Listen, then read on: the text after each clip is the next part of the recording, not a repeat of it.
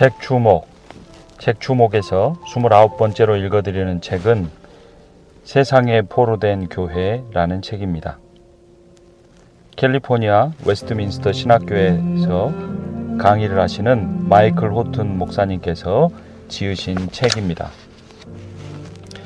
마이클 호튼 목사님은 웨스트민스터 신학교와 바이올라 대학교를 마치고 프랑스에 있는 국제인권문제연구소와 영국의 케임브리지 대학교에서 연구활동을 하고 영국 옥스퍼드 대학교의 위클리프 홀에서 박사학위를 취득했습니다.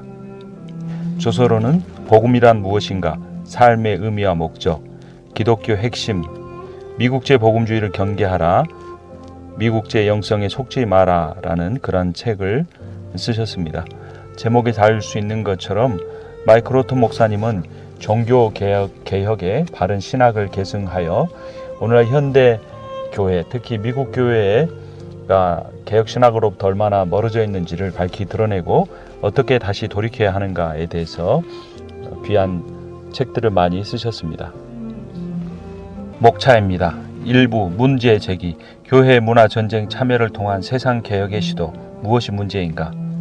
1장, 현대 복음주의자들의 문화 전쟁 참여. 2장, 현대 복음주의자들의 5가지 오해.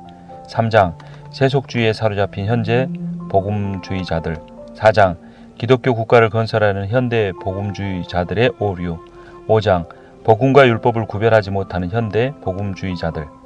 2부 해결책, 주기도문을 통한 교회의 부흥과 개혁이 먼저다. 6장, 하나님에 대한 바른 지식만이 세속주의를 이길 수 있는 유일한 해결책. 7장, 세상 개혁이 아니라 교회 개혁이 먼저. 8장, 교회의 1차적 사명은 구원과 심판 선포. 9장, 정치와 도덕을 무시하지 않으시는 하나님. 10장, 우리의 최대 필요는 복음을 통한 하나님의 용서. 11장, 영적 전투의 핵심은 사상적, 신학적 싸움. 12장, 하나님 나라, 권세 영광. 13장, 미국 선교 지역인가, 전투 지역인가. 토머스 오둔이 쓴 추천의 글입니다. 마이클 호튼은 많은 그리스도인과 마찬가지로 여러 가지 면에서 교회가 좌우의 극단적인 이데올로기 때문에 피해를 입은 사실에 가슴 아파하고 있다. 우파 그리스도인들과 좌파 그리스도인들은 지나치게 정치적인 기독교로 양극화되었다.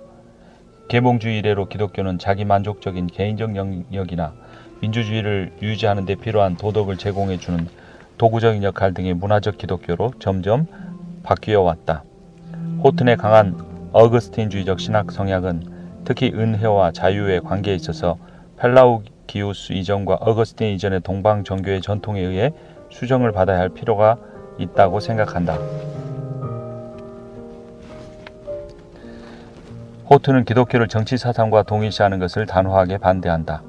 또한 문화 변혁을 강력하게 추구하지만 기독교의 단순한 정치화는 반대한다. 호튼의 신학은 강력한 신앙 고백적인 신학이다.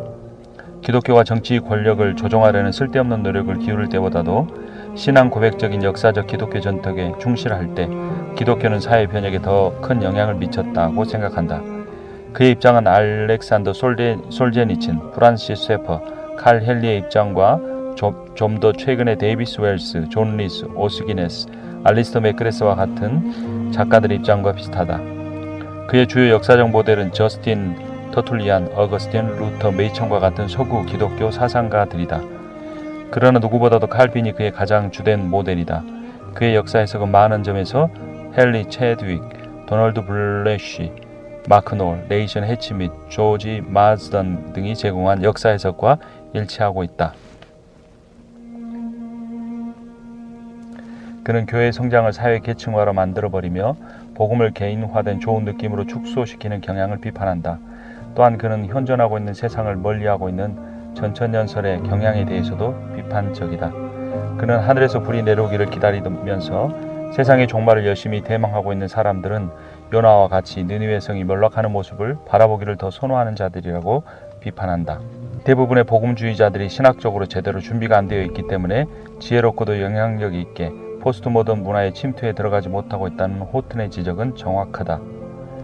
그는 많은 복음주의자들이 세속적인 인본주의에 대한 맹렬한 공격을 제외하고는 이미 학문과 공립학교들과 예술과 문화에 대해 포기한 상태임을 잘 알고 있다.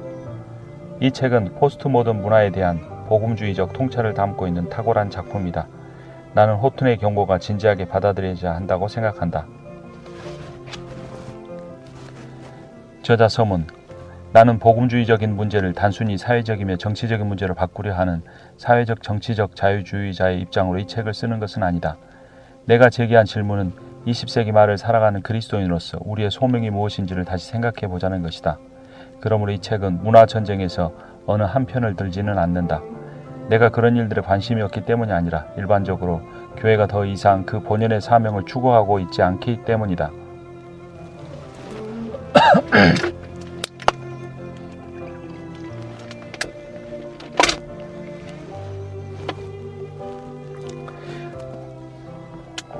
데이비드 윌시의 책 이데올로기 이후는 이 책에서 논의하고 있는 몇 가지 이슈들에 대해 좀 더 깊이 생각할 수 있도록 나에게 도전을 주고 나의 견해를 다시 다듬는 데 커다란 도움을 주었다.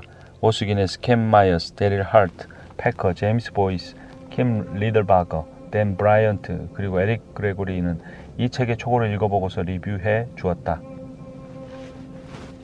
일부 문제 제기, 교회의 문화전쟁에 참여를 통한 세상 개혁의 시도 무엇이 문제인가? 1장 현대 복음주의자들의 문화전쟁 참여 무엇이 잘못인가? 1993년 7월 17일 낙태를 극렬하게 반대하는 기독교 단체인 구출작전 창설자 랜들 테리는 자신의 기자회견에 운집한 사람들에게 미 중서부 지역의 큰 홍수 피해는 빌 클린턴을 미국 대통령으로 뽑은 미국인들에 대한 하나님의 심판이라고 말했다.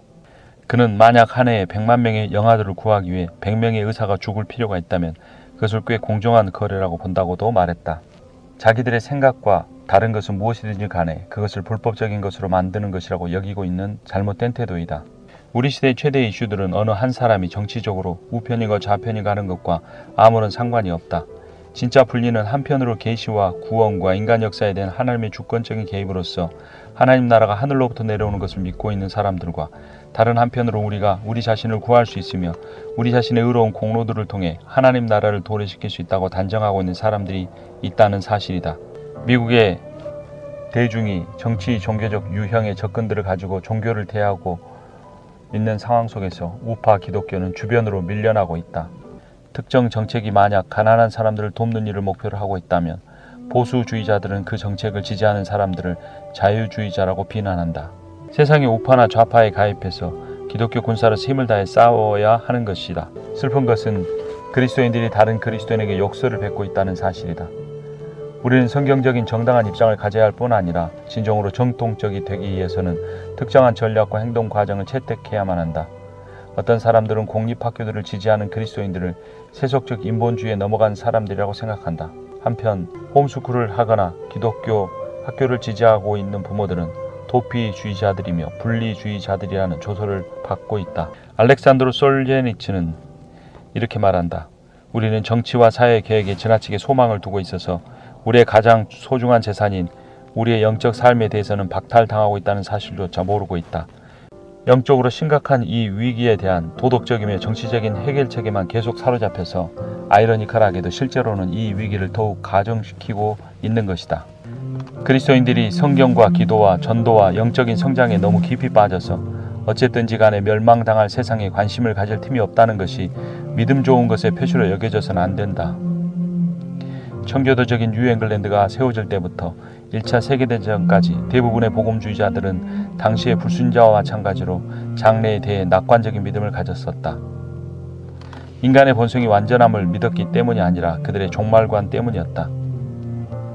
후 천년설이 세계 선교를 통해 열방에 대한 그리스도의 승리가 이루어질 것을 대망하고 있었다. 그리고 이런 승리가 이루어질 때 그리스도의 왕국이 점점 이 세상의 나라들을 정복함으로써 의와 정의와 평화가 이루어질 것이라고 생각했다. 그러나 이 견해는 모든 전쟁을 종결짓는 메시아 전쟁이 오지 않자 근본적으로 다시 생각되어졌다. 미국의 부흥주의와 그 부흥주의를 통해 자라나게 된 개인주의 정신 때문에 약해진 교회는 근대성에 영합하든지 아니면 근대성에서부터 급진적인 분리를 통해 도피하든지 하는 두 갈림길에 놓이게 되었다. 기독교 우파와 좌파 모두가 하나의 공통적인 복음주의 전통의 계승자들이기 때문이다. 자유주의자들이었던 사람들은 자신들이 성경적인 신앙을 깨뜨리고 있다고 생각하지 않았음을 주목해야 한다. 그들은 자신들이 실천적 의미에서 복음적인 한 신학적으로 세세한 사항까지 동의할 필요가 없다고 믿는다. 메이천처럼 기독교가 그 교리와 분리될 수 없다고 믿었던 사람들은 아메리칸 드림과 기독교 복음을 혼동하고 있는 기존의 프로테스탄트 진영에 대해 반대했으며 금주법에 대해 반대했으며 시민의 자유를 옹호했다.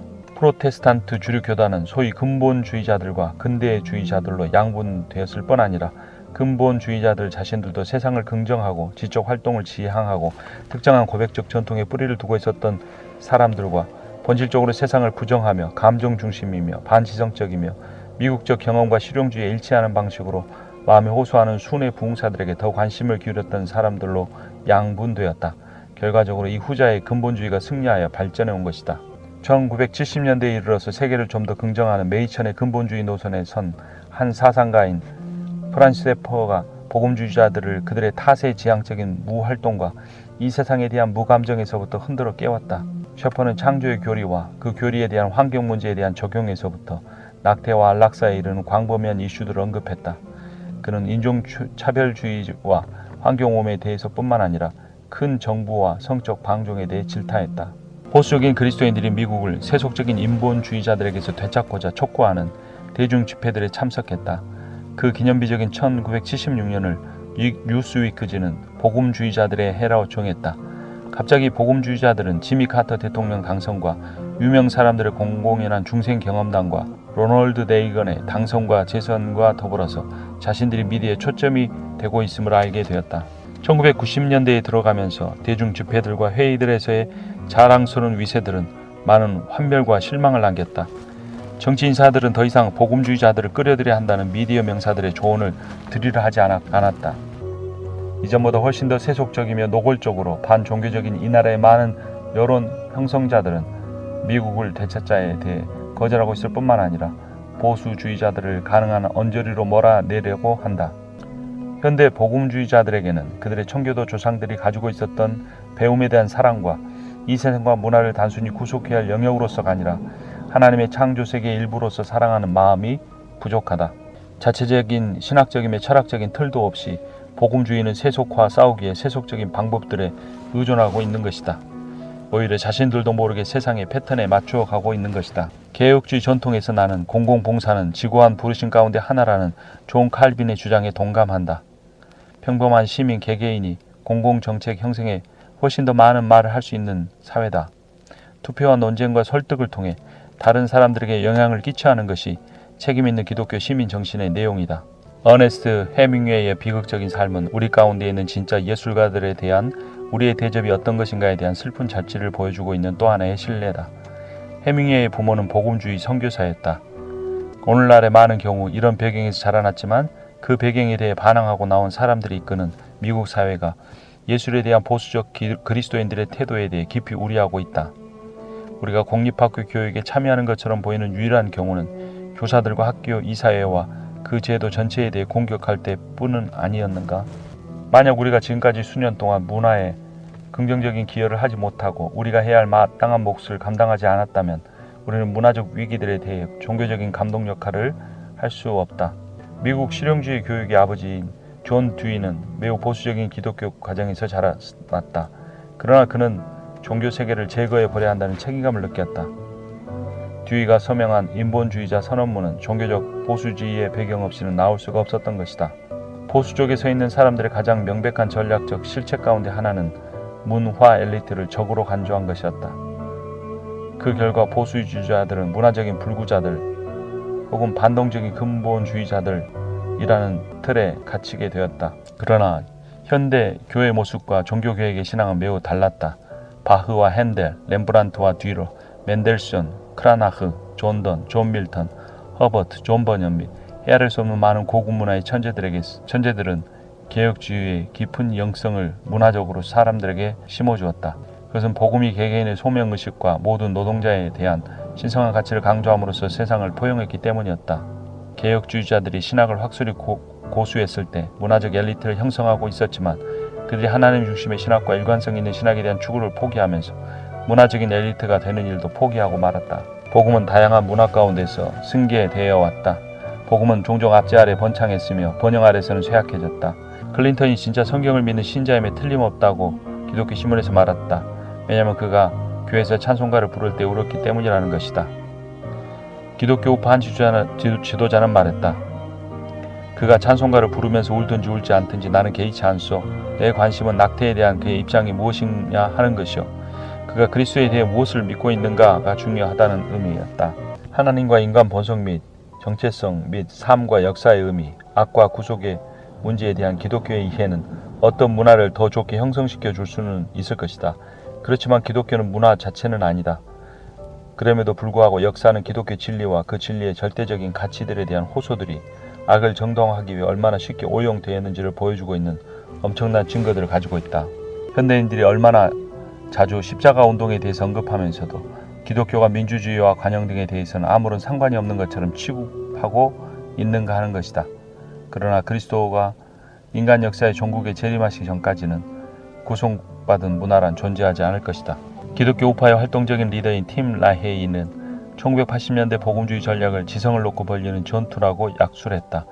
세속주의적 인본주의자들이 지성을 장악해버렸기 때문에 우리가 유대의 기독교적인 가치관을 가지고 있는 젊은 그리스도인들을 양육해야 했다는 것이다.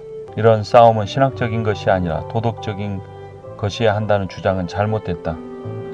한 사람이 깊은 신학적이며 철학적인 신념들의 영향들 대신에 도덕적인 이슈들을 궁극적인 것으로 봄으로써 우리는 결코 지성을 놓고 벌이는 전투에 가담하지 못했다. 2장 현대 복음주의자들의 5가지 오해. 문제는 휴머니즘이다. 휴머니즘 자체는 문제가 아니다. 하지만 휴머니즘이 인간에게서만 그치고 그 인간을 지으신 창조주 하나님을 잊어버리는 것이 문제이다.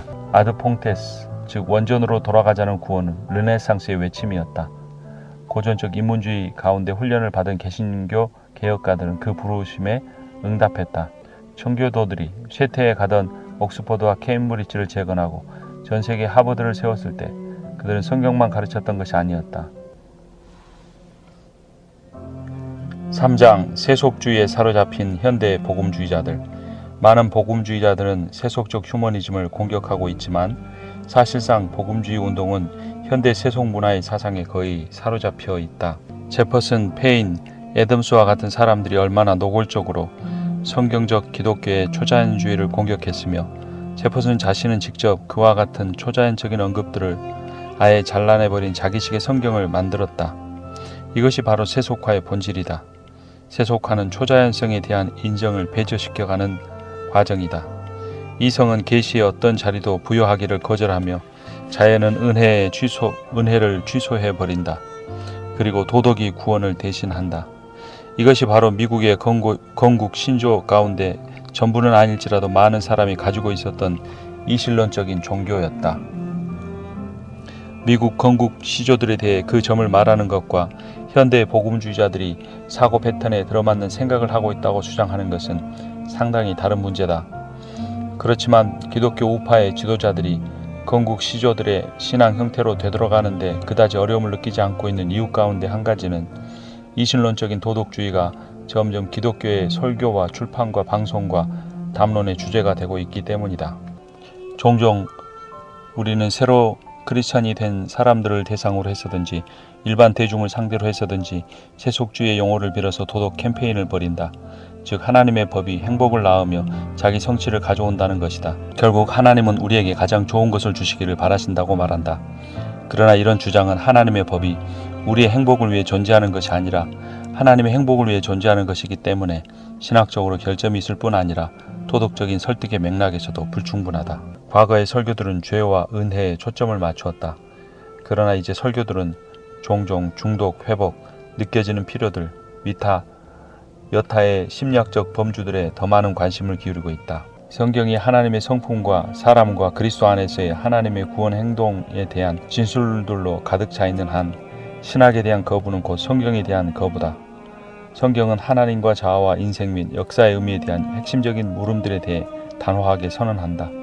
성경은 궁극적인 문제와 그 해결을 우리가 정의해 나갈 때 우선적인 결정권을 요구하고 있다. 그리고 이렇게 사태들을 정의해 나가는 과정이 바로 신학이다. 만약 우리가 신학에 관심을 기울이지 않는다면 우리는 하나님이나 계시에 대해 관심을 기울이지 않고 있는 것이다. 그렇게 했을 때 우리에게 남는 것은 신문이나 텔레비전이다. 그것들이 우리의 실제, 우리의 현실을 대변하게 된다. 종교는 나 자신을 좀 더 행복하게 만들어주고 나를 내 속으로 들여보내 주어서 영적인 체험들을 제공하는 데 초점을 맞춘다. 많은 복음주의 교회에서 벌어지고 있는 간증들을 생각해보라. 개인적인 체험들을 나누는 일이 공동 기도와 공동 성경 연구, 예배와 증거를 대신하고 있지 않은가. 오늘날에 보이지 않는 요구는 설교가 반드시 실천적이어야 하며 매일의 삶에 적용돼야 한다는 것이다. 그 목표는 사람들이 어떻게 사는 것이 더 행복한 삶이며 인생을 좀 더 성취하는 삶인가를 보여주고자 하는 것이야 한다. 객관적이며 보편적인 진리 선포에 대한 관심으로부터 진리의 주관적 적용에 대한 관심으로 강조점이 변천하고 있다. 이 구절이 무슨 뜻인가를 묻지 않고 이 구절이 내게 무슨 의미가 있는가를 묻고 있다. 대부분의 복음주의자들은 십계명을 공립학교의 교실에 되돌려 놓아야 한다고 열심히 주장하고 있으면서도 정작 자신들은 십계명을 제대로 외우지도 못하고 있다.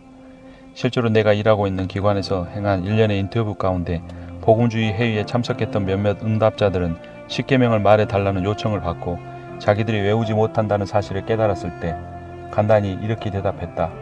내 머릿속으로는 십계명을 외울 수 없지만 나는 진짜 삶으로 십계명대로 살고 있습니다. 우리는 율법도 복음도 하나님도 하나님의 성품도 구원의 길도 그리스도의 위격과 사역도 성령의 위격과 사역도 모르고 있으며 교회의 본질에 대해서는 더욱 모르고 있다. 그리고 역사가 어떤 식으로 종결될 것인지에 대해 혼란스러워하며 그러면서도 종말에 지나치게 사로잡혀 있다. 4장 기독교 국가를 건설하려는 현대 복음주의자들의 오류. 초대교회 크리스천들은 자기들을 다스리는 통치자들이 네로의 정원에서 신자들을 살아있는 촛불이 되게 하려고 밀랍 속에 집어넣어 촛물이 목까지 차도록 만들었을 시대에 자기들을 다스리는 자들을 위해 기도하라는 가르침을 사도들에게서 받았다. 우리는 이 지혜가 얼마나 적절한 것이며 얼마나 성경적인가를 그리고 우리가 이런 구별을 회복하는 것이 얼마나 필수적인가를 알아야 한다. 역사 속에서 많은 사건이 반복해서 일어난다. 초대교회에 대한 박해는 잘 알려져 있다. 그렇지만 그들이 박해를 받았던 이유가 그들이 입법이나 경제적 압력을 통해 기독교를 강요하려고 시도했기 때문이 아니었으며 그들이 다수의 대중과는 다른 어떤 별스러운 종교 철학을 주장하고 있었기 때문도 아니었음을 기억하는 것이 중요하다. 로마는 다양한 미신들로 가득 차 있었으며 만약 그 미신들이 제국의 영광에 기여하고 그 국가의 복지를 추구하기만 한다면 하나가 덧붙여지는 것도 아주 행복하게 느끼고 있었다. 그러나 기독교의 궁극적인 관심사는 로마가 잘 되는 것이 아니었지만 그렇다고 해서 기독교가 그 점에 대해 무관심한 것도 아니었다.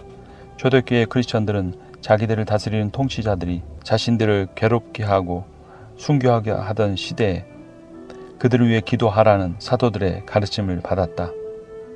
예수님은 그들에게 가이사의 것은 가이사에게 하나님의 것은 하나님께 바치라고 가르치셨다. 또한 사도 바울은 그들에게 그들을 다스리는 자들에게 순복하라고 가르쳤으며 가짜 기적들, 사이비 기적들에 대해 경고하고 그들에게 다음과 같이 가르쳤다. 그리고 여러분에게 명령한 대로 조용하게 살기를 힘쓰고 자기 일에 전념하고 자기 손으로 일을 하십시오. 그래서 여러분은 바깥 사람들을 대하여 품위 있게 살아가야 하고 또 아무에게도 신세를 지는 일이 없게 해야 할 것입니다. 그들은 핍박들에 대응해서 세상으로부터 피해버리거나 반대로 세상을 장악하려고 시도해서는 안 되었으며 오히려 그런 상황 가운데서 살아갈 수 있도록 최상의 시민들, 고용인들, 장인들, 부모들, 친구들이 되도록 노력해야 했다. 세기의 전원 환기에 화란의 정치가임의 신학자였던 아브라함 카이퍼는 소위 영역 주권론을 주장했다. 수상으로 일하고 있던 카이퍼는 예술과 교육과 과학과 교회와 가족과 같은 각각의 삶의 영역들이 그 자체의 고유한 성격과 사명을 보유하고 있다고 주장했다. 정부의 목적은 이 각각의 영역이 하나님이 정해주신 각자의 기능을 성취할 수 있도록 그 영역의 자유를 보장해 주는 것이었다. 예를 들어 학교까지도 공무원들에 의해서가 아니라 가정들에 의해서 운영되었으며 학부모 교사 회의만 아니라 부모들이 모든 수준에 참여했다. 왜냐하면 그들은 정부보다는 가정이 그런 문제들에 대한 권위를 가지고 있다고 믿었기 때문이었다. 정부가 해야 할 일은 그 국가가 침략과 공격을 적절하게 방어하고 범죄의 범람을 제한하고 안전과 자유를 보장하는 시민법들을 실행에 옮길 수 있도록 보장하는 것이었다. 정부의 목적은 가정이 어떠해야 하는지를 규정하거나 교회의 역할이 무엇인지를 규정하는 것이 아니었다. 우리가 다수의 영역들에 대해 정당한 균형을 제공하지 못하고 있는 까닭은 부분적으로 우리가 전반적으로 정치가들에게 특정하게는 대통령에게 부여준 권력 탓이라고 말할 수 있을 것이다. 권력 제한에 대한 어떤 성경적인 정당화는 별개로 그에 대한 근대적인 법례들이 있다. 예를 들어 영국에서는 그 권위가 군주에게 주어지는 국가 권력과 수상에게 주어지는 정부 권력으로 양분되어 있다. 그러나 미국에서는 두 권력이 모두 한 사람 대통령에게 모아져 있다. 그래야 옛날에 시저나 프랑스의 루이 14세, 영국의 찰스 1세 혹은 그들을 닮으려고 애를 썼던 나폴레옹과 같은 유럽인들처럼 우리는 우리의 대통령을 너무 사랑하고 동시에 너무 미워한다. 우리는 우상을 만들어 놓고서 그 다음에 그 우상을 때려 부수기를 좋아한다. 우리 특히 크리스천은 큰 정부에 대해 불평하면서 대통령직을 과대평가하는 위험에 빠지지 않도록 경계해야 한다. 카이퍼는 기독교가 특히 기독교에 대한 칼빈주의적 표현이 세계관을 만들어낼 수 있으며 자유와 정의와 시민적 선을 위한 세력으로서 자신을 입증해왔다고 믿었다.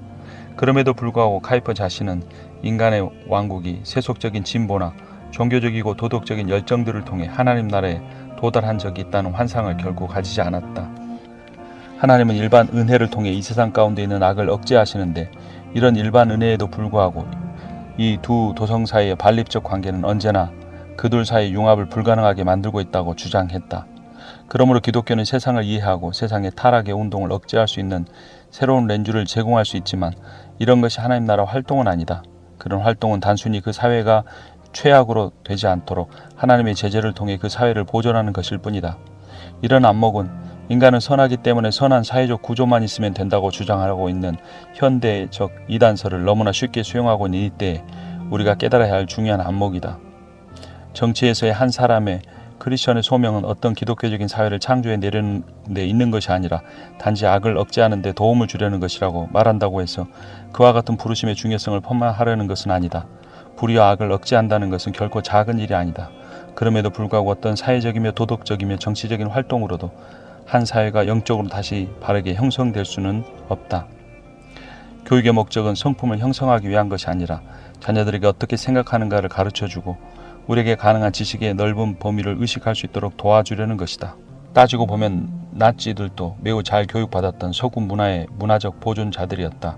정부가 사람을 선하게 만들 수 없듯이 교육은 심지어 기독교 교육이라고 할지라도 사람들을 선하게 만들 수 없다. 교육이 사람을 구속해 줄 수 없다는 말이 교육이 사람의 눈을 뜨게 만들어 줄 수 없다는 것은 아니다.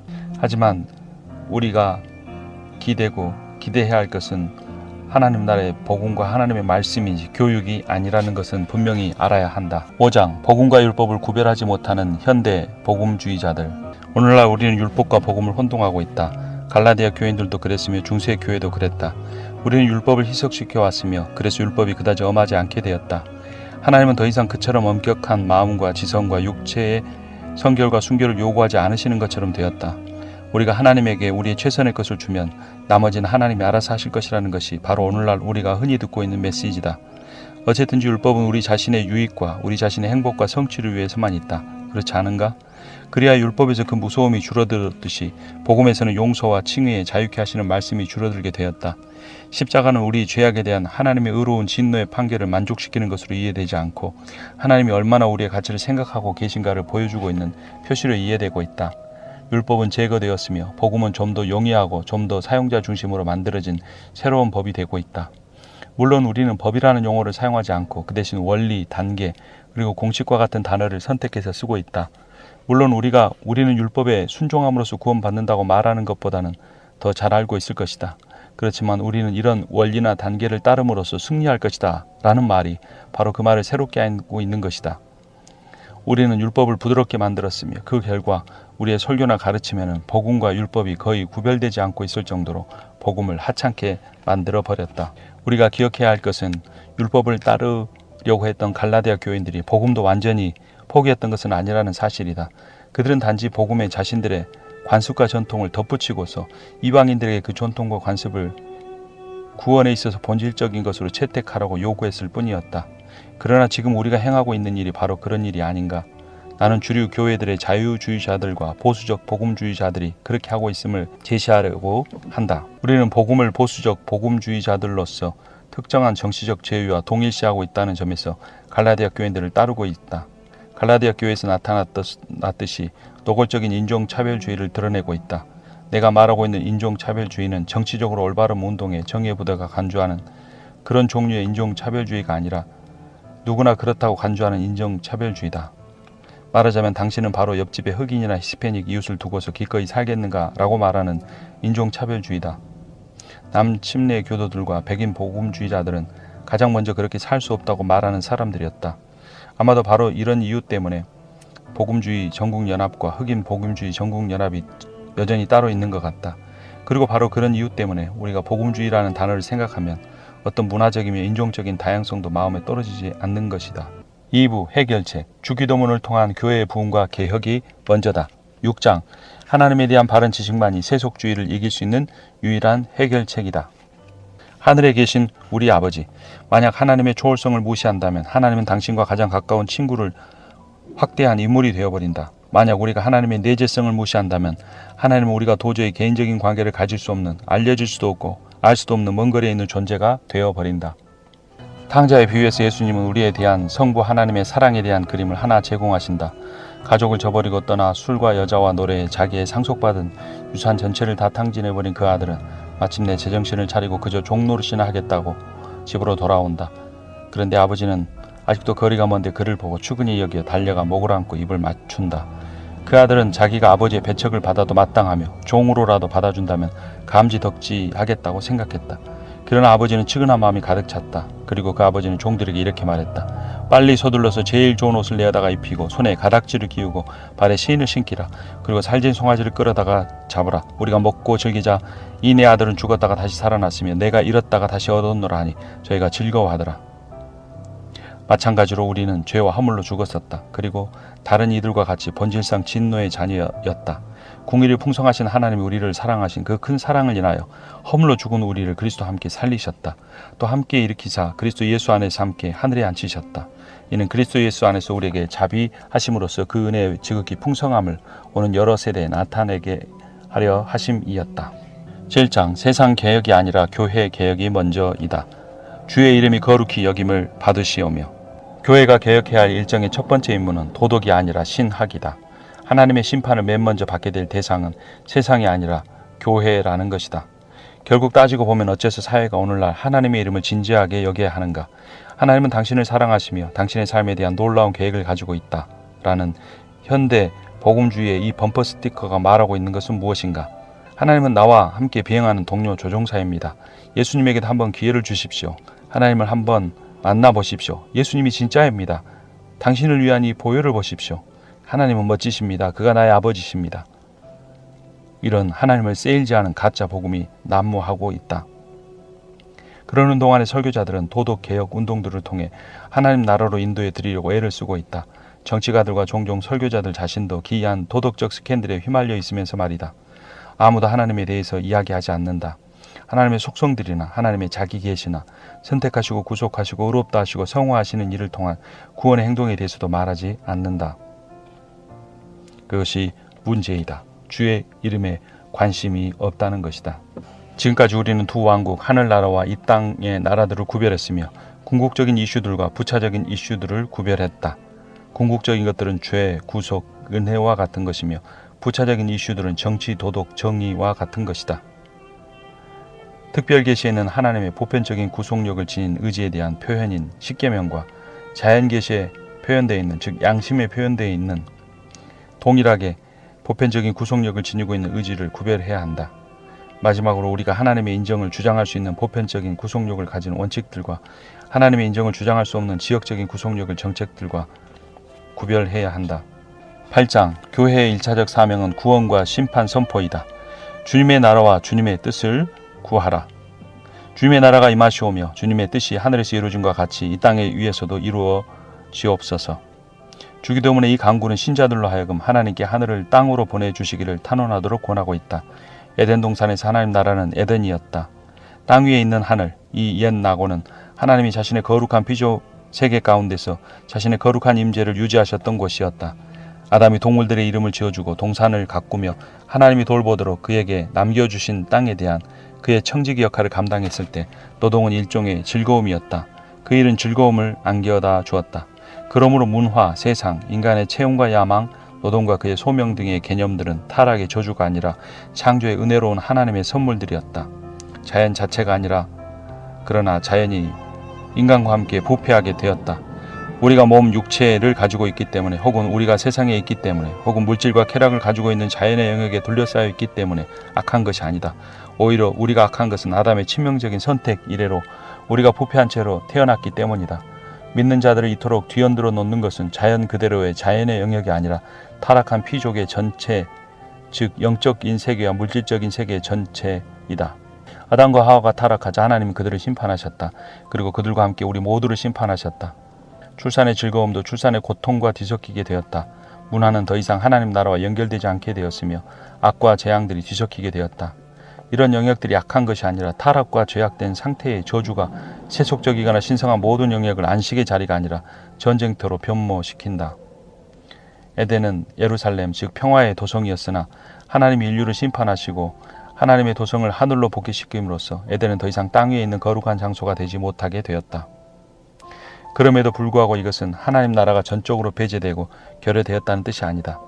심판 이후에 약속이 왔다. 율법의 정죄 이후에 복음의 좋은 소식이 왔다. 그 약속은 여인의 후손이 마침내 그 뱀을 멸망시키고 아담의 그 후손들을 위해 성취하는 데 실패했던 악에 대한 승리를 확보할 것이라는 약속이었다. 이 구속을 예상하시면서 하나님은 한 동물을 희생하셔서 그 가죽털로 그들을 입히셔서 그 부부의 벗은 몸을 덮어주셨다. 물론 이것은 세상 죄를 감당하여 제거하시는 하나님의 어린 양을 가리켰다. 그 어린 양의 의가 신자의 죄를 덮어줄 것이다. 하나님의 거룩하신 눈동자 앞에서 그 무화과 나무 잎사귀들처럼 우리의 의는 더러운 누더기와 같이 되었기 때문이다. 오직 기독교만이 한 사람에게 칭의를 제공하여 수동적으로 운명을 받아들이게 하기보다는 사태의 변화를 추구할 수 있도록 만들어주며 동시에 유토피아의 문 앞에 칼을 들고 서 있는 천사를 제공해준다. 신학자들은 종종 하나님 나라를 이미와 아직의 맥락에서 언급하고 있다. 우리는 돈과 성공과 행복을 원한다. 그것은 마치 나는 그것을 몽땅 원해요. 지금 당장 원해요. 라는 팝송 가사와도 같다. 우리는 이 세상 나라들이 하나님과 그리스도의 나라가 되게 할 그리스도의 재림을 기다리기를 원치 않는다. 그러나 우리는 기다려야 한다. 그리스도께서 말씀하셨듯이 하나님 나라는 지금 여기에 있다.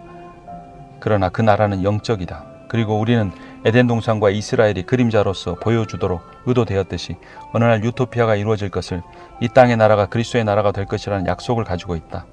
어느 날 전쟁을 일으키는 자들은 평화의 도성에서 내쫓길 것이며 폭력과 불의를 통해 압제하는 자들은 감옥에 갇힐 것이며 의의 태양이 세상의 빛이 될 것이다. 그러나 그때까지 우리는 그 영광스러운 나라의 영적인 임재에 만족해야 한다. 우리는 기독교 국가를 건설하겠다는 프로젝트에 우리의 소망을 두어서는 안 된다. 우리는 권력 기반을 장악하도록 부름을 받은 것이 아니라 보복과 마지막 심판은 하나님에게 속한 것임을 인정하고 우리가 있는 곳이면 어느 곳에서든지 소금과 빛이 되라는 부르심을 받았다. 우리가 이 땅에서 함께 모여 말씀과 성례를 통해 예배드릴 때 성령님은 우리를 하늘에 있는 교중에게 연결시켜 주신다. 거기에서 그들과 함께 우리는 그리스도를 먹도록 공급받고 하늘의 처소 가운데서 그리스도와 함께 좌정한다. 이것이 바로 주님의 나라가 임하시오며 그의 뜻이 하늘에서 이룬 것 같이 땅에서 이루어지이다라고 기도하는 의미이다. 자신들의 상급을 받으러 간 그 신자들이 그 보좌 주위에 앉아 찬양과 예배 가운데 있듯이 우리는 복음이 마침내 땅끝까지 전파될 때까지 이 땅 위에서 성령 안에서와 진리 안에서 하나님을 예배하는 것이다. 하나님이 우리의 행복을 위해서가 아니라 하나님 자신의 행복을 위해 존재하시며 우리는 단지 이스라엘의 거룩한 자에게 기쁨을 주기에 마련된 보편적인 설계의 일부분이다. 우리의 일용할 양식이 우리 주님이 언급하신 첫 번째 것은 아니지만 분명히 그 점을 언급하셨다. 일용할 양식은 궁극적인 것은 아니지만 2차적인 중요성을 가지고 있다. 그러나 이 청원은 개인주의적인 것이 아니어야 한다. 우리는 우리 자신의 개인적인 필요들이 채워지게 해달라고 기도해야 하지만 우리 자신을 넘어서 커다란 공핍 가운데 있는 세상을 바라보아야 한다. 세상에는 고통과 고난과 불의와 폭력과 부도덕이 존재하고 있다. 그런 일들과 우리는 아무런 상관이 없는가? 10장 우리의 최대 필요는 복음을 통한 하나님의 용서, 우리 죄를 사하여 주옵시고 우리가 우리에게 죄 지은 자를 사하여 준 것 같이 우리 죄를 사하여 주옵시고 국가의 부채는 다른 모든 책임이 있는 미국 시민들과 더불어서 크리스천들이 관심을 가져야 마땅한 문제다. 그리고 비록 참된 신자들이 그 부채가 어떻게 하면 효과적으로 처리될 수 있느냐에 대해 크게 의견을 달리할 수는 있겠지만 좋은 청지기들이 되고 다음 세대에게 저주보다는 복을 전수해 주라는 분명한 성경의 명령은 명석한 분석을 하도록 해줄 것임에 틀림없다. 그럼에도 불구하고 국가의 빚은 우리의 일용할 양식의 영역에 속하는 중요한 문제다. 예수님은 이런 빚, 부채의 면에서 우리의 눈을 우리의 최대의 우려, 최대의 걱정에 돌리고 있다. 그 빚은 우리가 하나님 앞에 진 부채이다. 우리 인간은 거룩하신 하나님에 대한 지식을 억누르기 위해서라면 무슨 일이라도 어떤 일이든지 하려고 들 것이다. 이것이 바로 로마서의 서두에서 바울이 우리에게 말하고 있는 내용이다. 하나님에 대한 지식을 보유하고 있기 때문에 우리는 우리가 하나님의 인정을 받고 존중을 받고 용납을 받는데 얼마나 부족한가를 생각하게 된다. 만약 하나님이 전혀 없다고 한다면 모든 일이 허용될 수 있을 거라는 도스토옙스키의 유명한 격언이 있다. 우리는 우리의 죄의 용서함을 하나님으로부터 받아들여야 한다. 용서를 받아들이게 되는 수단에 대한 복음적 이해를 하는 것들이 있다. 첫째는 말씀이요, 둘째는 세례요, 세 번째는 성찬이다. 지금이 용서의 때이며 구원의 날이다. 심판의 날, 판단할 날은 아직 오고 있다. 그러나 하나님은 역사의 종국에 그 판단을 행하실 것이다. 우리의 공적인 증거의 중심이 복음과 율법, 회개와 믿음, 절망과 용서에 대한 전파인가?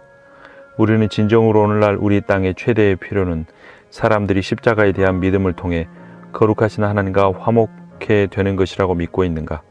결국 복음이 바로 교회로서 우리의 유일한 권력 기반이다. 우리의 예배는 교회 생활의 모든 영역을 위한 진행 일정을 정해주는 이 메시지에 초점을 맞추고 있는가? 성령의 권능을 받은 말씀 전파와 성례의 집행을 하고 있는가? 만약 그렇지 않다면 우리의 목록의 가장 꼭대기에 그 메시지를 올려놓도록 하자. 이제 21세기에 들어서는 길목에서 이것이 우리 교회의 비전이 되도록 하자. 그렇게 하면 우리가 하나님의 영광과 하나님의 권능이 다시금 우리 앞에서 세속주의의 어둠의 장막을 헤치면서 등장하는 것을 보게 될 것이다. 종교 개혁의 슬로건이 표현하고 있다시피 어두움 후에 빛이다. 11장 영적 전투의 핵심은 사상적, 신학적 싸움이다. 우리를 시험에 들게 하지 마옵시고 우리의 점진적인 성화는 결코 이 세상에서는 완성되지 않겠지만 우리는 현재 그리스도 안에 있기 때문에 이미 거룩하다. 우리가 세상에서 물러난다고 해서 시험과 유혹을 피할 수 있는 것이 아니다. 우리의 싸움은 혈과 육을 상대하는 것이 아니오 통치자들과 권세들과 이 어둠의 세상 주관자들과 하늘에 있는 악의 영들을 상대합니다. 우리는 우리의 무능력을 기꺼이 인정하겠는가? 무능력하다는 것은 모든 사람이 별로 좋아하지 않는 말이다. 그러나 복음이란 죄인이 하나님 앞에서 자신을 무능력하게 인정하는 것이다. 우리가 육신으로 행하나 육신에 따라 싸우지 아니하노니 우리가 싸우는 무기는 육신에 속한 것이 아니요 오직 어떠한 견고한 진도 무너뜨리는 하나님의 능력이라. 모든 이론을 무너뜨리며 하나님 아는 것을 대적하여 높아진 것을 다 무너뜨리고 모든 생각을 사로잡아 그리스도에게 복종하게 하니. 우리를 시험에 들지 말게 해달라는 주기도문의 내용은 우리가 우리 스스로 거룩해질 수 없을 뿐만 아니라 우리가 우리의 죄악된 본성으로 벗어나 거룩한 삶을 살 수 없다는 것을 인정하는 의미이다. 그렇다. 지금은 우리 자신의 무능력을 인정할 때다. 우리는 우리가 생각하고 있는 것만큼 그렇게 강하지 못하다. 그러나 하나님께 시험에서 벗어나게 해달라고 기도하면 하나님은 그 기도를 들으시고 우리를 구원해 주실 것이다. 여호와께서 자기에게 기름 부음 받은 자를 구원하시는 줄 이제 내가 아노니 그의 오른손에 구원하는 힘으로 그의 거룩한 하늘에서 그에게 응답하시리로다. 어떤 사람은 병거 어떤 사람은 말을 의지하나 우리는 여호와 우리 하나님의 이름을 자랑하리로다.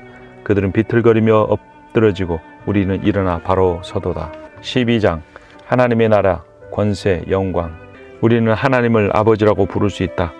너희는 다시 무소하는 종의 영을 받지 아니하고 양자의 영을 받았으므로 우리가 아빠 아버지라고 부르짖느니라. 그럼에도 불구하고 그는 하늘에 계신 아버지시다. 그리고 이것이 하나님과 우리 사이에 창조주와 피조물 사이의 간격이다. 우리의 죄악됨은 별개로 하고서라도 우리의 피조성만으로도 하나님과 우리 사이에는 간격이 크다. 아무리 렘브란트의 가장 위대한 작품이라 할지라도 렘브란트 자신에는 미치지 못하는 것과 같다. 우리가 우리 소망의 닻을 두고 있으며 그리스도께서 우리를 위하여 중보하고 계시며 우리가 몸소 그리스도와 함께 자리에 앉은 그 하늘을 향해 우리의 눈을 뜰 때 모든 땅의 소망과 관계와 유업은 적절한 평가를 받게 된다. 대개 주의 나라와 권세와 영광의 아버지께 영원히 있사옵나이다. 아멘이라는 송령은 주기도문의 대미를 장식한다. 크리스천들은 하나님 나라가 이미 존재하고 있지만 충만하게 완성된 것은 아니라는 의미에서 이미와 아직 사이를 살아가고 있다. 세속화란 하나님과 지금 당장 예수 그리스도를 통해 이 세상에서 이루어지는 하나님의 통치의 중요성과 존재를 깎아내리거나 그 통치가 특정한 세속적 목표들과 가치들과 이상들에 구현되어 있다고 주장하는 과정을 말한다. 복음주의 크리스천들이 하나님을 엉클쌤, 미국 정부 기관의 하나 정도로 만들거나 기독교를 단지 성경 자체에서는 전혀 명확히 제거해 주지 않는 기존의 정치적, 경제적, 사회적 정책들에 대해 신임을 제공해 주는 역할 정도로 만족해서는 안 된다. 세속화란 이 세상 사고방식을 본받는 것을 의미한다. 오직 말씀에 드러난 하나님의 초월적인 계시를 따라야 한다. 기독교 신앙과 세계관을 세상의 정치학, 경제학, 심리학, 사회학 및 여론조사와 같은 세상의 권위로 바꾸어서는 안 된다. 이 약한 현재의 세상과 장차오는 새로운 세상 사이의 구별이 하늘과 땅을, 영혼과 시간을, 물질과 영을 대립시키는 것이 아니다. 우리의 일용할 양식을 하나님께 간구 드리는 것만으로도 우리는 하늘과 땅에 있는 모든 것이 주의 것임을 인정하는 것이다. 하나님께 용서를 간구함으로써 우리는 하나님만이 재판장이시며 거룩지 않는 자를 의롭다 하시는 분이심을 인정하는 것이다. 주기도문의 이 마지막 영광송 대개 나라와 권세 영광의 아버지께 영원히 있사옵나이다 라는 기도 제목은 모든 선물의 근원이 하나님이심을 인정하는 것이다. 모든 좋은 선물의 근거가 예수 그리스도의 의로움과 그분의 십자가 사역에 달려있음을 고백하는 것이다. 온갖 좋은 선물을 획득하는 수단은 복음을 믿는 것이다. 그리고 이 좋은 선물들을 갖는 목적은 이 세상에서 하나님의 영광과 하나님 나라의 확장을 위한 것임을 인정하는 것이다. 모든 나라가 주의 것입니다. 하나님의 나라는 그냥 어떤 영적인 곳이 아니라 땅에 있는 영토다. 그럼에도 불구하고 새 언약 가운데서 그 나라는 완전히 영적인 성격을 취한다. 모든 이방인이 너로 말미암아 복을 받으리라고 말씀하신 주님의 계시의 말씀처럼 우리를 통하여 모든 열방이 복을 받고 그 모든 나라가 하나님께 영광을 돌리는 날이 와야 한다. 하나님의 나라는 선지자이며 제사장이며 왕이신 그리스도의 통치이다. 그 나라는 성령과 더불어서 전파되는 말씀 선포를 통해 세례와 성만찬이라는 두 성례를 통해 이루어진다. 확장되어 간다. 하나님 나라가 하나님의 백성을 만들어내는 것이지 하나님 백성이 그 나라를 만드시는 것이 아니다. 그 나라는 사람에게 속하지 않았으며 오직 하나님께만 속했다. 하나님 나라는 일시적이거나 세상적이지 않기 때문에 단지 이 세상을 기독교 국가로 만드는 것이 아니다. 실제적인 하나님의 통치가 임하게 하는 것이다. 새로운 복음은 도덕적 개선이나 사회적 법제화를 통하여 이루는 것이 아니다. 오직 주님의 말씀과 성령의 역사와 하나님 말씀 전도함을 통하여 이루어지는 것이다. 하나님은 창조에 있어서 주권자이시다. 스스로 결정하시고 자존하시며 스스로를 유지하고 계신다. 그리스 철학에서는 좋은 신들이 창조한 아름다운 창조 세계가 있고 악한 신들이 다스리는 지옥과 같은 악한 지역이 따로 있다고 주장한다. 그러나 성경은 하나님은 선한 곳만 아니라 악한 곳까지 주권을 행사하신다. 하나님은 영적 영역만 아니라 물질의 영역도 주관자이시다. 그래서 종교개혁의 후예들은 과학이 하나님이 쓰신 두 번째 책이라고 묘사했다. 우리는 하나님의 성품에 대한 선포를 회복해야 한다. 우리는 그리스도의 위격과 사역에 대한 선포를 회복해야 한다.